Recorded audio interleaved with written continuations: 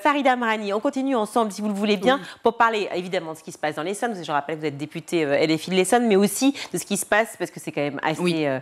c'est l'illustration de ce qui se passe aussi dans le reste de la France, de ces élèves qui sont sans affectation. Effectivement, pour le coup, on ne parle pas de post-bac, de l'après-bac, mais avant le bac, des affectations qui se font souvent, effectivement, en troisième ou seconde, et des élèves qui se retrouvent affectés soit très loin géographiquement de leur lieu de résidence, soit dans des filières qu'ils ne souhaitent pas. Soit on leur propose le redoublement, purement et simplement. Comment c'est possible? Et bien voilà. Donc moi, c'est la troisième rentrée scolaire où je me bats. En fait, depuis que je suis députée, je me bats. Je ne connaissais pas forcément cette problématique-là. Et je l'ai découverte à la rentrée 2022. Et il y avait un nombre important d'enfants sans affectation en sortie de troisième. C'est-à-dire qu'ils ont eu leur brevet. Le conseil de classe a statué qu'ils pouvaient aller en seconde, donc avec un passage.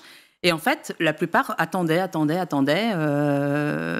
tout le mois de juin, tout le mois de juillet, partaient, pour ceux qui avaient la chance de partir en vacances, partaient en vacances, mais en n'ayant aucun retour, savoir où est-ce qu'ils allaient être affectés à la rentrée.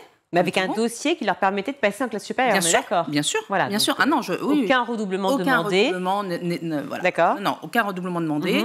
C'est des passages avec des avis des fois favorables, voire très favorables, et pas d'affectation. Et donc du coup, les parents, moi j'ai été sollicitée comme ça, et je me suis rendu compte qu'en fait, la loi n'était pas appliquée.